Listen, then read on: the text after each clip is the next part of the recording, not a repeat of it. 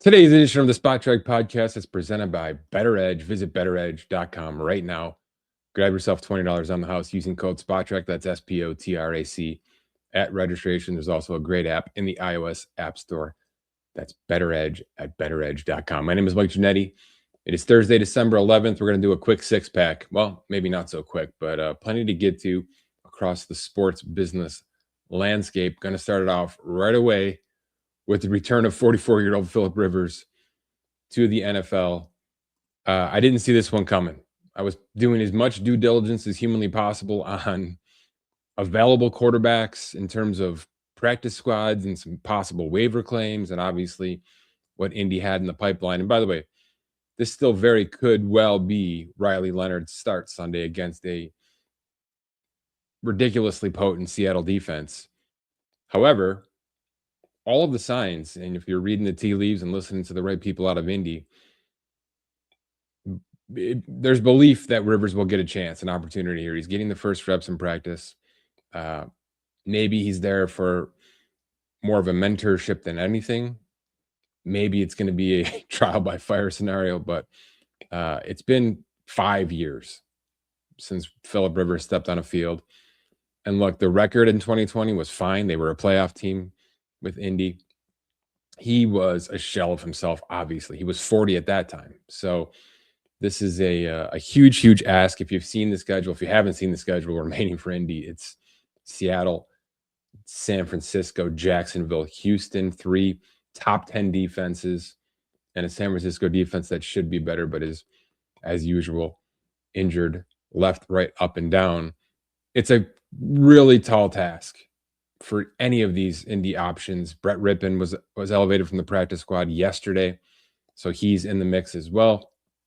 There's a report that they reached out to Sam Ehlinger, who obviously was in this offense briefly in the past year or so. He's on the Denver practice squad. He did not want to leave.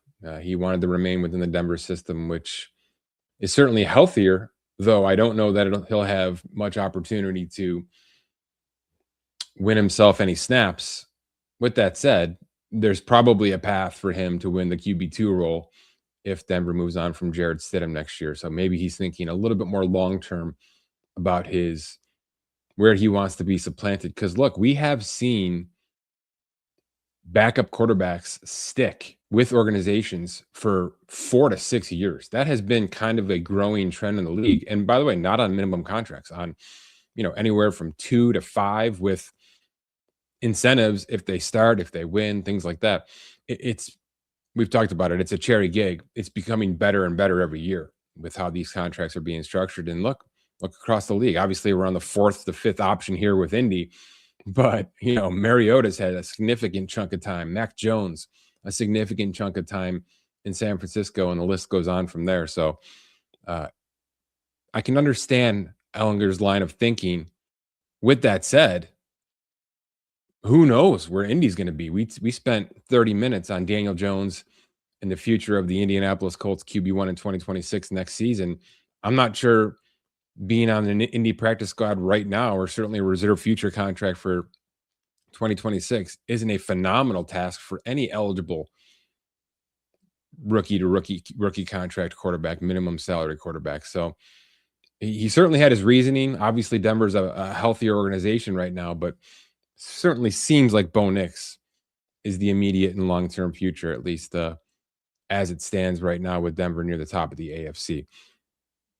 Rivers made a good chunk of cash in the NFL, and there's absolutely no reason that he had to come back here.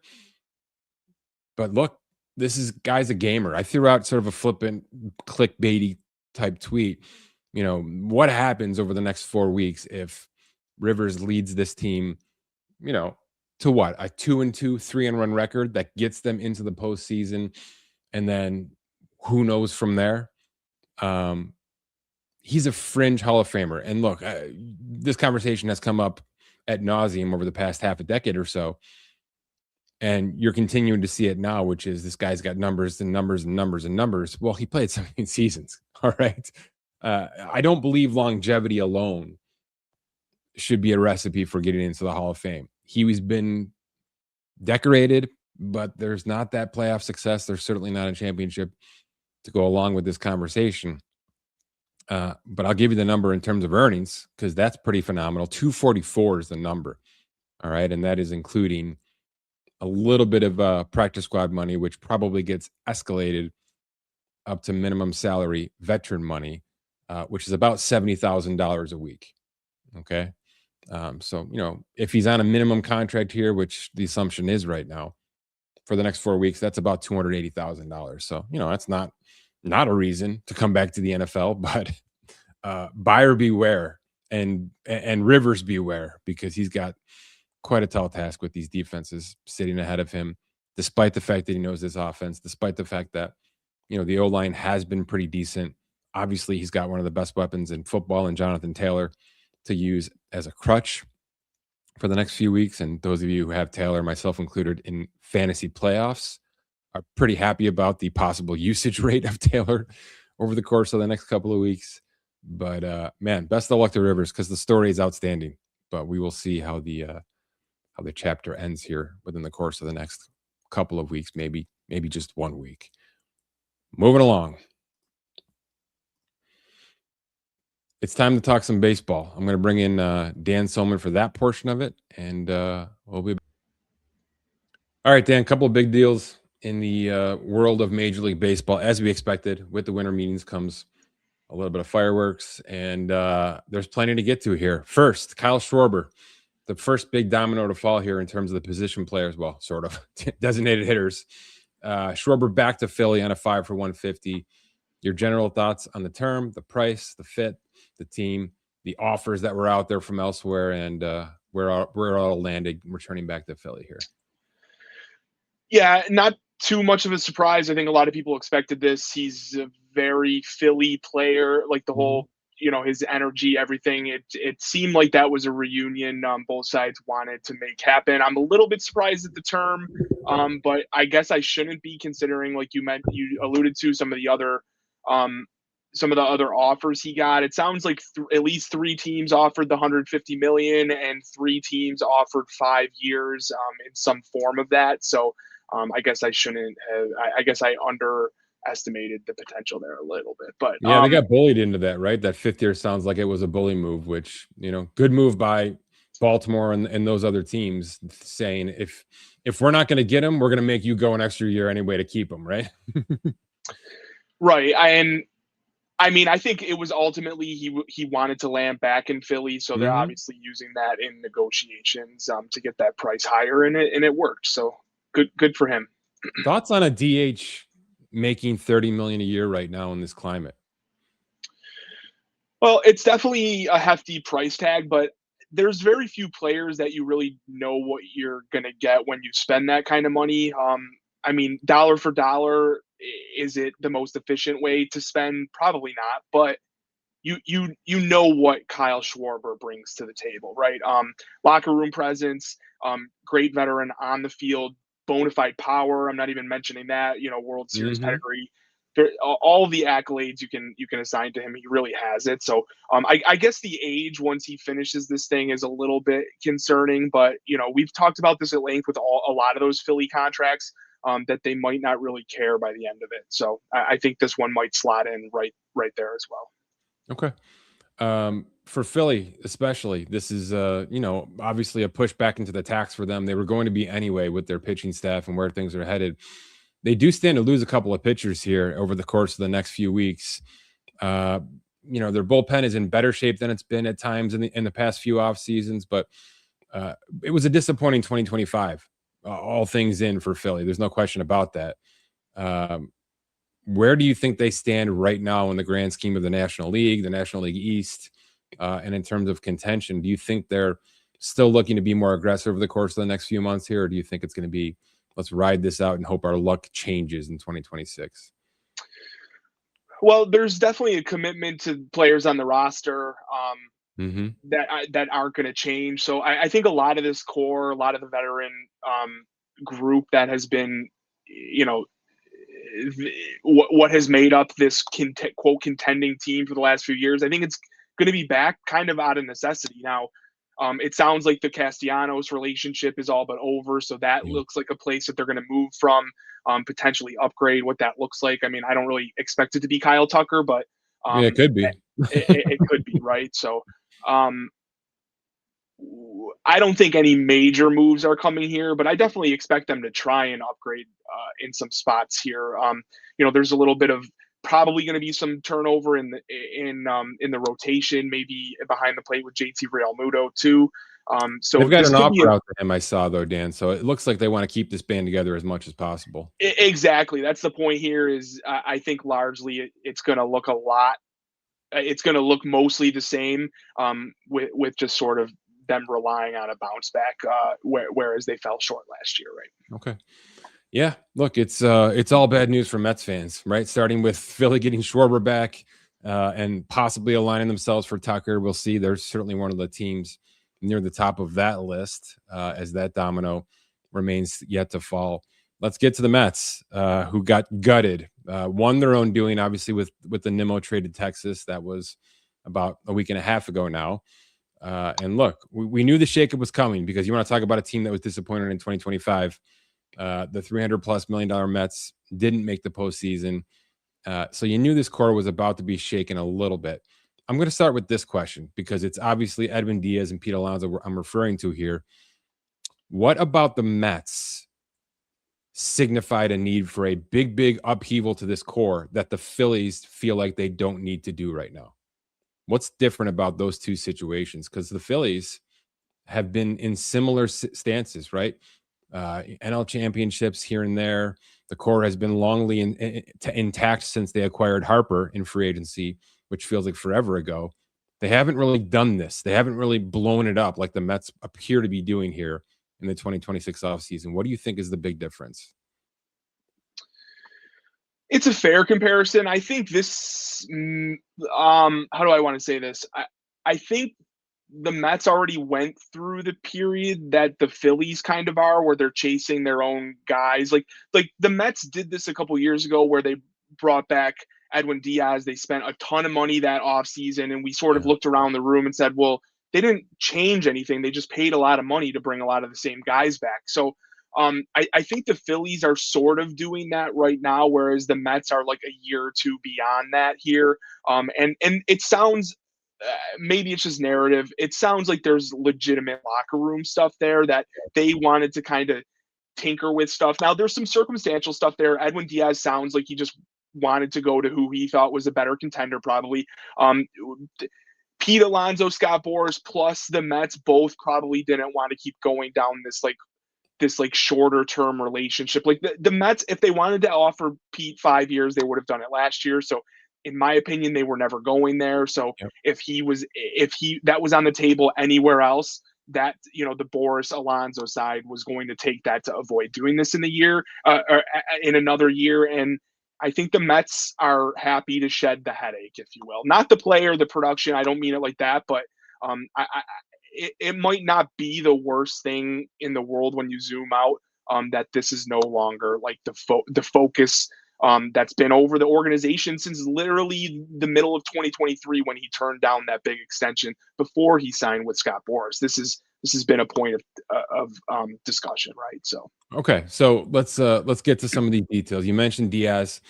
It sounds like the Mets offered 3 for 66, and the Dodgers essentially trumped that with 3 for 69. And according to reports from many of these beat reporters, um, the Mets really didn't even get a chance to match that 3 for 69. When the Dodgers made the offer, Diaz took it, and that was it. That was simply how this was going to be, which makes me believe what you said is factual, that the Dodgers were just too appealing for Diaz and his camp to turn down, and that's understandable. That's been 80% of the top free agents over the past couple of years, right? Have just said, if the number's good enough with the Dodgers, that's where I'm going to be, because why not? They yep. have the unicorn, they have so much to go with it. And I've heard quite a few people reference the fact that the Mets signed Devin Williams, that they noted that could be their closer, but they were still sniffing around the Diaz situation. I'm not going to sit here and say that it didn't factor into Diaz leaving the Mets, Dan, but he just went to a team that has 4 closers essentially. Okay, 4 well-paid closers and a starter in Sasaki, who just won the World Series as the fill-in closer. So he's not going there to be the guy. He will be the guy, but they certainly have players on that roster that could take over and usurp his role at a moment's notice. And so I don't believe too much in the idea that Diaz felt spawned or spurned by Devin Williams joining the Mets. That's just it's a running back situation now. The closer is now by committee, and if teams are willing to spend up near the top of that market for 2 players, that should be a blessing, not a curse, right? And players have to be honestly understanding that now. Yeah, I agree. That's a convenient excuse to Yeah, me that people are trying to just like paint over this with. The Mets immediately when they signed Devin Williams immediately signaled that he was more than willing to be the 8th inning absolutely. guy if they brought Edwin Diaz back. If Edwin Diaz wanted a personal phone call from them, assuring, I don't really buy any of that No. either. I think he is the guy in LA. Like they've Oh been yeah. they've been trying to get the guy for a number of years. But to your point, there's other options there if his career does fall off some cliff. But I mean, the Dodgers have, like specifically last season, they spent heavy to not have to have bullpen issues down the stretch. And what happened? They precisely had bullpen issues down the stretch. So Yeah. now to add an actual anchor to the back end with all of those Tanner Scott types who can be high leverage guys in earlier innings. I think obviously it's a great move for them. So you put one of the best closers in baseball, the best team in baseball comes asking for you at the biggest price in baseball. Yeah. Of course, he's going to move, right? Yeah. So not too surprising. And the Mets are showing obviously signs that the core is gone. The core is about to go. And maybe Diaz got word, through the grapevines that Pete was on his way out. That certainly is within reach. It was a 24-hour turnaround, right, for all of that. And that could have been a huge factor in Diaz saying, well, I'm going to that team then, because that team is still adding, not subtracting, and they're winning World Series in doing so. So I don't think there's too much blame to be thrown around here. You got a good number. You got about 15 million more when you factor in the option he had with the Mets on his 3-year opt-out situation. So got a 15 million new guaranteed. There's probably some nice bonuses built into that based on reliever of the year and stuff like that. We'll try to uncover that as quickly as possible.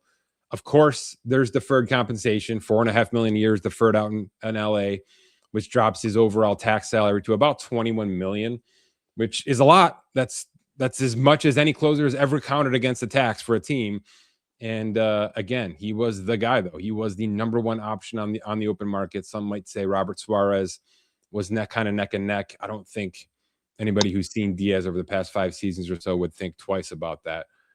So it's a good fit, and we'll see what kind of returns they get on that. Generally speaking, these are quick returns when you're going after a player of this caliber. I mentioned Alonso. That's the next one, of course, right?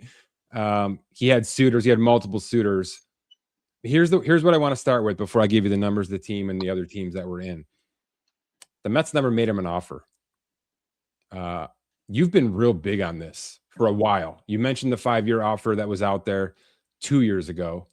You mentioned he didn't get a 5-year offer from the Mets last year when that's really what he wanted, and he ended up taking the 1+1 option situation that he certainly outplayed. Let's put it that way. He was not going to sit on anywhere near 24 million a year, even just for one season. The Mets not coming to the table this time around. Is that more about them or more about Pete Alonso right now, Dan? So I'm not doubting that report. I think Oh, the I believe time. it. Yeah, I Well, believe it. I think they knew they were cooked here. so that's the point. Is like the official offer is just like timing. I think the Mets knew what the price was, and them not specifically saying, "Here's our formal offer," and then another team coming in with a much Yeah. higher offer by all accounts. I don't know if I get the point. I'm not too concerned with these reports of team not making offer to player before player leaves kind of thing. I think that's I'm not more of either. just like teams knowing what the situation is and he's out the door, right? What was it yesterday before this all, or is after this happened? It sounded like Stearns was signaling to Mets beat reporters that he was all but gone. I think you brought that up yesterday. Yeah. I don't. I'm not too worried about that specific side of Yeah, it. it's a So. he said, she said. But to me, Dan, Boston probably had a 4 for 120 on Boris's lap a minute and a half after the World Series ended. Truly, and probably before that, but wink, wink, whatever. My guess was the Mets were outplayed a minute into free agency, because if they were never going to go more than 3 years, which Stearns has been pretty vocal about with Pete Alonso's situation, it was 5 2 years ago, it was 4 last year, and it's probably 3 this year, right? That just logically makes sense. They were probably outbid by Boston in terms of term right out of the gate, which now became who else is willing to go big. I think the Cubs were in a bit. It sounds like the Blue Jays sniffed around this a little bit, maybe not so much this offseason. But Boston and Baltimore came down to, it appears to be a 1-2 punch. And there was some confirmation of that yesterday when it was uncovered that Alonso actually showed up to the winter meetings and met with both those teams in person and had the kind of back and forth that Scott Boras feeds off of, right? So if it was 4 for 120 walking into yesterday morning, it was simply just a matter of who's going to give us 5. The interesting part to me is that it's 5 for 155. Okay. How important do you think it was to Scott Boras to get $1 million per year more than Kyle Schwarber, who is a DH? Oh, I have no doubt there's some Yeah, that was a significance big there. part of this, right? Peter Alonso's a full-time first baseman, and he needs to be paid more than a full-time DH, right?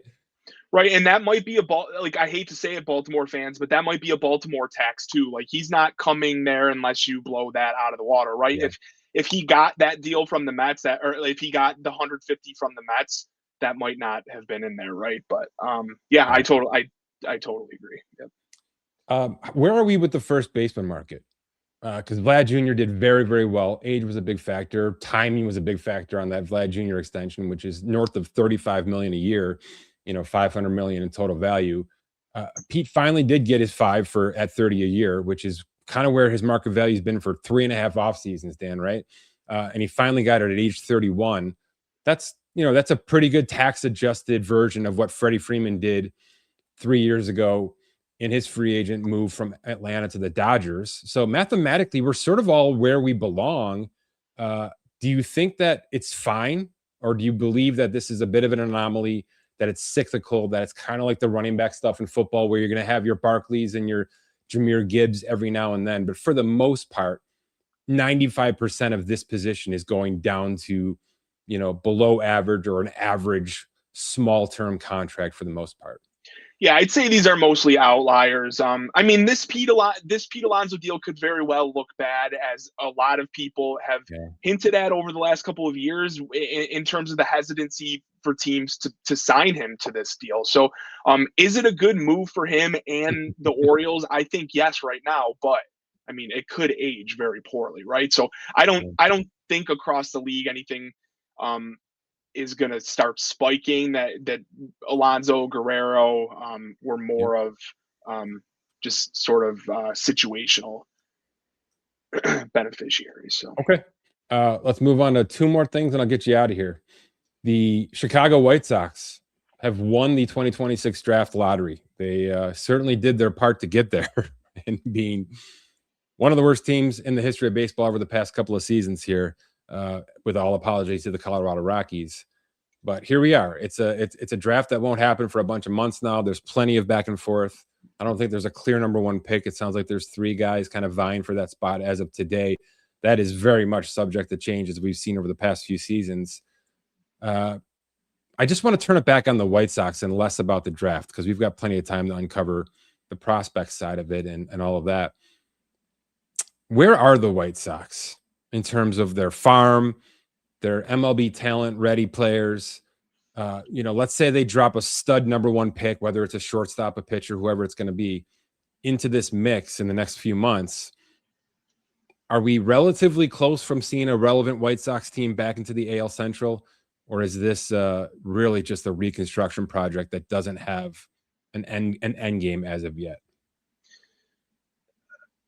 I mean, I think they're headed in the right direction personally.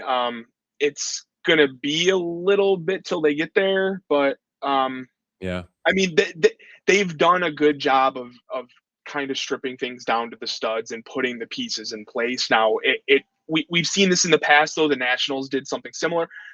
It's player development meets spending meets all of this front office, Yeah.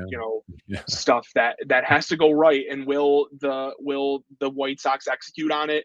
We haven't seen it, so I'm not going to stand by it necessarily. But I like a lot of what they've done. I mean, from the Garrett Crochet trade, things like that. They've looked themselves in the mirror, made difficult decisions, and pretty much done what most people, what most analysts think has been beneficial for them in the long term. So, does it make sense for them to keep the likes of Lewis Robert and Andrew Benintendi through the 2026 season here? They exercised the $20 million option on Robert. He's a player, but it doesn't seem like, based on your tone, that this is a team that's going to be anywhere near contention in 2026, right? I mean, I don't think so in 2026. So what happens? I mean, they have, for instance, they have 5 top 100 prospects on MLB.com's most recent list. Only one of those guys is at AAA. Everyone else is below at AA or below. So, I mean, there's nice players among that group. It's just they're not necessarily going to break into the league anytime soon here. So, I like where things are headed directionally, just not 2026. So is Robert then, who did have a nice year, and he's got one more option next year. So it's not super urgent, but generally the year before the year is the time to do it. Are we waiting for Bellinger and Harrison Bader to drop in free agency, and then the teams that are looking for Plan C essentially will be coming after Chicago for that Robert situation, you think? That could very well be how it plays out. To me, I honestly think they want him to flash his MVP pedigree again this year, and then have teams come calling it as like a deadline acquisition. Put some that might along the way, right? Yeah, like he was some people in the know weren't even sure that that the White Sox would pick up his $20 million club option this year. And we had internal debates on, not debates, we had internal discussions on what his true value should look like after the, how he's performed in recent seasons. So, but we know he is an MVP type candidate if he's healthy and performing well. I personally think the White Sox are waiting for that to pop out again before they move him. But I mean, does a team, that falls short on some of these other free agents come calling, for him specifically? Sure, that could definitely happen. Okay. I'm going to bring in a quick screen, and we'll get you out of here on this. All right. I'm going to bring up our 2026 Major League Baseball tax payroll tracker, which has been updated as of this morning based on many of these free agent signings and a few of these actual trades that have processed over the past couple of weeks or so here. Plenty more to come, by the way. The usual suspects at the top of this list. Here's what I want you to do, Dan, for me quickly. I want you to start at the top of the Dodgers and go down until you find a number and a team that scares you right now for the 2026 season based on current rosters. How long do you have to get down the list before you are worried about that team specifically? I mean, the Padres scare me. They're on this list. Yep. So they are currently under the threshold based on our projections. They are about 15 million under that threshold right now, which is something they've worked hard to do. Okay. And they're going to relinquish a bunch of free agents to make sure that's the case. There's no question this is a step back year for them. They basically said that out loud. Is it a teardown year? I mean, are we going to be hearing about Machados and Bogarts and things like that on the horizon in terms of trades? Well, they're one of the more interesting teams here to watch. Obviously, the AJ Preller factor, you never know what's going to happen. And the ownership. Now, right. The ownership is signaling that there's going to be a retraction in spending, or at least not an increase in spending. I have trouble believing AJ Preller is like a rebuild type of guy. He's going to get so the shakes in about a month here, right? And have to do something. Right. And there's some sort of rumors floating that a big deal is coming. Now, if you look at their roster, it's tied up with a lot of overvalued aging veteran type contracts that aren't going to be real appealing. So if you zoom out, they're trying to get rid of salary, but they don't have appealing salaries to get rid of besides a couple. The players are not that appealing besides a few specific guys. Now, Sure. Jackson Merrill. Merrill Yep. is probably the most interesting guy, but again, zoom out and you have him on a what is thought to be very team friendly long Mhm. term deal for a potential MVP type player. So I'm questioning if they actually want to do that either. It seems more to me like any rumors would be around either Fernando Tatis and or with this doesn't have money as much money effect, but Mason Miller I think is like the big name that people are going to start to look at, which might be a surprise because they just acquired him in a blockbuster just a They couple did months that ago. with Juan Soto. No, nothing's a surprise in San Diego. Heck no. Right. I'll give you two names. Miller's one of them because you're going to have some backlash with people who swung and missed on Edwin and are going to swing and miss on Robert Suarez. So that market will fall off quickly, right? So Mason Miller will be, I think, a name that starts to resonate a little bit. Cronenworth's name already has Jake Cronenworth's name, and it has for a bunch of years. But he did sort of restate his value a little bit last year, despite San Diego sort of floundering for a lot of 2025. Boston just swung and missed on Pete Alonso. I don't think they want to roll into 2026 with Tristan Cassis at the helm at first base. Cronenworth can play pretty much the entire right side of the infield pretty healthily.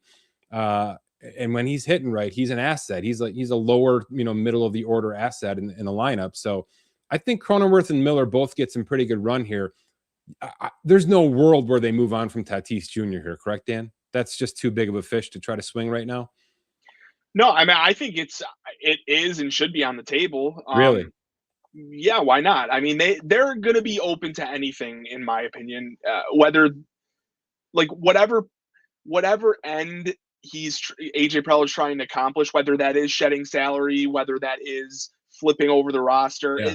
there's going to be turnover here, and you got to look somewhere. So I don't. I Can we talk a little hot stovey here? I know this is the least favorite thing in your life, but Tatis Jr. is one of those names. And by the way, I've heard absolutely nothing about this, so we are just we are just creating this from thin air right now. But there's something brewing with San Diego. Okay, they don't like their current situation. The ownership wants things to change. They've got an aggressive GM, and there's 4 to 5 salaries on here that are overblown. Let's put it that way. Okay. So with a little bit of retained salary or a move for Tatis, who that's a pinnacle player still. This is not an aging veteran. This is a young, well-signed, player that can move around all over the place. He can still play shortstop, center field, right field. He can do it all now. There's a little bit of Mookie Betts, right? Which we saw what happened when the Boston finally pulled the trigger on moving Mookie Betts. I know this is crazy, but this is the type of player that the Pittsburgh Pirates should be going after, Dan. This is it right here. He's already under contract. You don't have to deal with negotiations, which you're going to lose if you're Pittsburgh because you have no experience with this. You've got him at term. You can control his future and his destiny. And that is one figure, both from a personality standpoint and from a production standpoint, that you drop into the actual lineup and he can change everything. And he can take the pressure off your Paul Skeens situation, at least for 2 to 3 to 4 years, right? And he can change the dynamic of how you are looked at as a franchise every offseason going forward for the foreseeable future. I know it's crazy, but Pittsburgh has the farm system that San Diego would listen to, and he is the kind of player and of the age that I think is the right fit for that kind of a move. Is that out of bounds? Why aren't we having this conversation on a grander scale? This is the guy. Forget free agency. Pittsburgh's never going to win free agency. It's got to happen like this. It's got to happen through the back channels, right? Yeah, I agree. I mean, there's not a lot of appealing guys. I would it's Right. It's Tatis, Cronenworth, Jackson Merrill, and not no specific order, but those are probably the most appealing guys besides the pitching, which this team needs pitching, but like if you're going to move off of one of the guys under But even contract, league wide, how many players could be available? And you're saying Tatis could be. How many players of that caliber around that age are at least picking up, or at least their team is picking up the phone about it right now? It's right. It's on one hand, right? Yeah, and that's why I think he's one of the more appealing guys that could get moved, even though it would be an eye-popping move. Yeah. Okay. I'm not going to be able to stop thinking about this now. This is all I want to happen now for the next one. Yeah. Yeah. So because I did want to bring it back to the Mets thing real quick. Like the, Yeah. the Mets stuff, it seems like the sky is falling because it happened in back-to-back days, and or if you want to extend it over a Yeah. week with the Brandon Nimmo deal. Those were three guys that had been with the organization for a long time, emotional attachments, but it also feels significant that all three of those moves were made in one single offseason instead of some like slow burn. So I guess what I'm saying is we know David Stearns has had success with replacement in the aggregate, and that is obviously what they're going to have to do here. You can't just go buy Pete Alonso's production or Edwin Diaz's production on the open market necessarily, but I think that like a week from now, 2 weeks from now, the Mets offseason could look drastically different if they sign Kyle Tucker or get some of these big Japanese players, etc. Make a big deal for a Tatis, bring in a Tariq Skubal, sign him to an extension. This could all look vastly different in just a couple weeks from now, and I don't blame. It's almost like David Stearns is just wearing the tomatoes for Steve Cohen at this point, if you will. Like that, this had to happen. It's not like the Mets are going to all of a sudden be cheap spenders. No. So put the money in the right place. This is a time to turn things over, and maybe that I tie that to the Padres because it looks like those two teams are in for some sort of big move here, and I think once some of these dominoes start to fall, that's when the offseason is going to kind of start getting cranking here, right? So, whenever an NFL coach is replaced, or excuse me, a GM is replaced, okay, think Jacksonville this past offseason as the latest example, okay? And that was late. They hired Liam Cohen first. They said Trent Baalke was going to remain. They kept him for most of the spring. Something went down, and Baalke was out. The second that happened, and they didn't even have an interim in place yet, they gutted that roster. They gutted every core veteran contract that they could, foreseeably move from a dead cap standpoint. They traded players, they released players, they did everything humanly possible to make sure that they were quickly removing the old stink and quickly putting the new stamp on it as quickly as possible. That's really hard to do in baseball because of fully guaranteed contracts, because of a lack of trade movement for the most part. It's really hard to take an old regime, especially when it's an established core, and quickly change it into something that you believe in better, fits your model better, whatever it's going to be. David Stearns didn't extend Brandon Nimmo, okay? And he hasn't done anything significant with Edwin Diaz and the likes of those players going forward. That was the previous regime. Now, for the most part, it was working. So he didn't come in and take a machete to the whole thing immediately because there were still 90 wins and postseason appearances happening. So he'd be crazy to do that.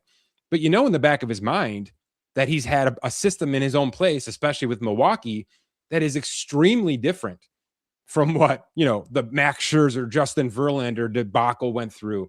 Okay. It's apples and oranges to, I think, how he's been aligned and how he's kind of trained himself to run a front office. So I'm not saying he was chomping at the bit to have this moment, because he did let it breathe a little bit and get to this point. But this was an opportunity for him to cut the snake off at the head. Okay. And he was willing to bring back, I think, both of these players on his terms to fit his value model a little bit better.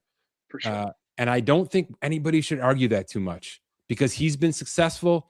Andrew Friedman's been successful in a very similar mindset with a very similar model in two systems, Tampa Bay and LA.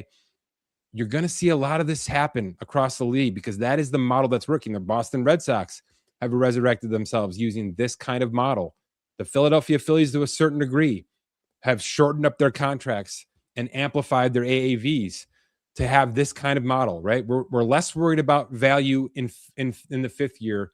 We want to get the maximum value out of the next 2 to 3 seasons with every player on a roster, and nothing else really matters to us. That seems to be where Stearns is going. And he will have the green light to overpay within the terms of that model, but it's not 5 years for Pete Alonso, and it's not $70 million for Edwin Diaz when he just signed a $51 million reliever to go with him. So there's a lot of logic to what's just happened. But to me, it's an NFL move. He finally got his NFL moment here, David Stearns, which is I can completely turn this thing over and be on my terms for the foreseeable future. And I do think he'll be aggressive. He will be aggressive, Dan. It wasn't right to be overly aggressive with those players going forward. And I get it. It's a bummer of a week for Mets fans, bummer of a month for Mets fans. But I do think that this guy knows what the hell he's doing. So I'm gonna rely on that for the next couple of months, and hopefully that gets me into spring training. Yeah, and I'm glad to hear a nice sobering perspective from a Met fan, because everybody is jumping right now, and the offseason isn't linear is my broader point, and things, he's going to redistribute salary into different places and towards different players. Like, there is now room to make big changes here over the next few weeks or months leading up to opening day and in future off seasons, right? I mean, there's always going to be a player that the Mets are going to want to spend big on in the off season, and you don't have to do it all in one off season. And that doesn't mean they're cheap or trying to cut salary intentionally or anything like that. But I think the direction is still healthy. It hurts emotionally because those are three big cornerstone players, but beyond that, I think up and up, right? All right, good work. Keep it up. Thanks. Awesome. Thanks. Real quickly, 2 last segments. The OKC Thunder are 24-1. That would be 25 games with 1 loss. They are obviously number 1 in the Western Conference by 6 games. They have a 6-game lead on December 11th in the Western Conference. This is a true mini dynasty unveiling in front of us. We're going to have conversations about greatest regular season at some point in time, as long as this sort of continues to move forward. We'll have Keith Smith tracking that as well. But here's the big thing. And Keith's been all over this, so please follow him, Keith Smith NBA, on the socials. 4 first-round picks for the OKC Thunder in the upcoming 2026 draft, including an unprotected Los Angeles Clippers pick. And if you follow our podcast, the Clippers have crumbled thus far in 2025-26. We'll see if that continues. But as of right now, that Clippers to OKC pick has the 3rd best odds to win the lottery, which means that this getting richer stuff with OKC is not going away. And any team that has multiple first-round picks, let alone 4, has a unlimited amount of power. And there are 2 to 3 legitimate superstars in this draft. Doesn't mean OKC can or is willing to go up to that kind of a situation to get one of those guys. But let's say they fall ass backwards into that number 3 pick. They're going to get a stud. And it's going to allow them to trade a veteran or a pending veteran contract, right, that is about to get very expensive and push them into second apron hell, and reset their clock essentially with a top draft pick. We've seen it before. Okay, look, Indiana, because of their situation, is going to be somewhere in this lottery discussion as well. Now, they're not as loaded, not nearly as loaded as OKC is, but just be mindful that this is not just a young team having a great season after winning a title. This is the reigning MVP. Oh, by the way, I left out that pick that the Clippers are about to send to OKC next year. That stems from the Paul George for Shai Gilgeous-Alexander trade many moons ago with the reigning MVP and SGA. SGA coming to OKC is also giving them essentially the number 3 pick as of now in the upcoming draft. So that's how good things are going for the Thunder right now in a vacuum and from a sky view. It's all going their way. Start following this team because they're fun. There's a heck of a lot going on here. They're well coached. They play possession ball. They play bully ball at times. And, they're arguably second to third best player in Jalen Williams is just kind of rounding back into it here for a big stretch run as we get to Christmas when the NBA season unofficially kicks off. So certainly on watch for that. And then Michigan and the head coach debacle, Sharon Moore. Look, I'm not getting into any of the TMZ stuff. You can read as much as you possibly need to with that. It sounds unbelievably disturbing and bad, stemming from some sort of inappropriate relationship with a staffer, which is obviously off limits in most employment situations, but certainly at a public university. He's out the door. They're certainly labeling this as a with cause firing, which is important because obviously, as we've gone through with Brian Kelly and a few others, if there's cause, all of the buyout fees are terminated and there's no money out the door. Now, there'll be legals and lawyers and arbitration processes. And did they have enough evidence to do this with cause? it's going to be a mess. And maybe there's a settlement that comes out of this down the road. But for now, this is Sharon Moore losing about $18.5 million base value over the next 3 years, plus $3.5 million of incentives possible as long as he, has good standing in the Big Ten, makes the college football playoff, etc. That wasn't happening this year, by the way. But that's where we are. Okay, that's where we are. This is an individual that the University of Michigan went through 0 hoops to fire because of the terms of the contract and the terms of most HR situations. So we'll see where this lands in the coming weeks and months. There's obviously a few more layers added onto this overnight if you haven't seen that yet. But at the minimum, this guy was guaranteed about $19 million over the next 3 years. And that's all out the door because of a pretty significant HR violation. Check out Bettor Edge. Visit bettoredge.com right now. Use code SPOTTRACK for $20 off and keep up with all of this Major League Baseball free agency stuff and the NFL offseason stuff for those of you who need to turn the switch because your team is eliminated or about to be eliminated through week 15 coming this weekend. For Scott Allen, my name is Mike Shinetti. Thanks for listening to this edition of the Spot Track Podcast.